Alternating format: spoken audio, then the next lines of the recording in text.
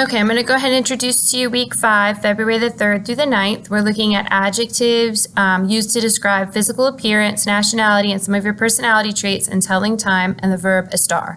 You want to start this week by studying pages 38 to 50 and reviewing pages 18 to 37. By the end of this week, you should be able to describe your physical appearance, your nationality, some of your personality traits to others, as well as be able to tell time. You should also know what the verb estar means, how to conjugate it, and when to use it. All of these assignments address student learning outcomes 1 and 2 and are due on the 6th of February. You want to start this week like all others by looking at your instructor-made videos. And after you've watched your videos, then you want to click on the class participation form, click on the thread, hit reply, and post any questions or concerns you have about material either covered in the videos or covered in class this week. We are going to have a test on the 6th. This will be test 1 on the 6th. Okay, so we will have test 1, which we're going to take Wednesday the 5th. And I'm going to go ahead and go over, this is on chapter 1. So the first part of chapter 1, it's una conversación. You have been selected to greet a group of international students at your university and need to practice some useful greetings and farewells. Listen to each question or statement and then select the response that most logically follows.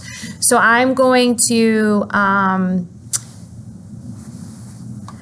read a statement or a question instead of you listening to it, and then you'll just pick which of these possible choices would best follow what I read to you aloud in class. Then here, muchas preguntas. Enrique is a very inquisitive young man. Today he has several questions for his friend Adriana. Complete their dialogue with the appropriate words and expressions from the list. So you'll read through these dialogues and take the words from the list and plug them in to make the dialogue complete. Here is formal. Do you know when to use the formal language? Indicate which of each expression is more appropriate in a formal or an informal setting. So just read through the statements here, and then you'll circle formal, informal. Letras, letras, y más letras. Select the words you hear spelled out from each group below. So I'm going to spell a word to you, and if I say L-U-C-A-S-A, you would select luce. So you listen to what I spell, and then you'll circle the word that's being spelled. Cuantos hay? Your Spanish professor has asked you to catalog the contents of an old storage room and press them by writing out in words the number given in parentheses. Be sure to pay attention to gender agreement when necessary, and that will apply to 1. Remember, 1, when it's used as an adjective, becomes una, even if it's used in conjunction, like if it's 21 or 51, and if it's masculine, it becomes un. So you'll just go through and write out these numbers and paying attention to 1 when necessary. Then here, la forma correcta de ser. Remember, the spelling of ser lets us know who it is that is interesting or who it is that's extroverted or from Mexico, and you'll just fill in the blanks with the correct spelling of ser to reflect that. Here it says, ¿Qué hay en la clase? Read each of the following statements carefully. Then, based on what you see in the picture, decide whether each is cierto or falso. So you'll read these statements, look at the picture. If it's true, you circle cierto. If it's false, circle falso. Here, you're telling me the date. You want to write out hoy es and give me the date. Remember, in Spanish, the day comes before the month. So this is not January the 12th, but the 1st of December and the 4th of September, so on and so forth. Here, practicamos los artículos indefinidos. Match each sentence with the appropriate indefinite article. So you will fill in the blanks with these words here. Practicamos los artículos definidos. This is where you're using el, la, los, and las. So you're doing the same thing as up here, but with el, la, los, and las. Fill in the ones, the that would match the noun that it is describing.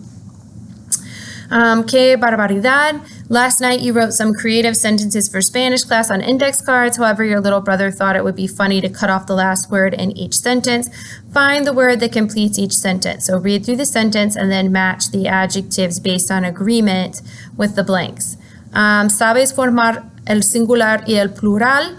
After carefully writing some sentences to describe the things in your classroom you notice that you miscounted, rewrite each of the following sentences, changing them from singular to plural or from plural to singular. So if the sentence, like the first one says the pencils are yellow, you have to change it to the pencil is yellow. And the next one says, the board is interactive and big, you have to change it to the boards are interactive and big. And remember, you have to deal with everything, the verb, the noun, the article, and the adjectives, making it all agree.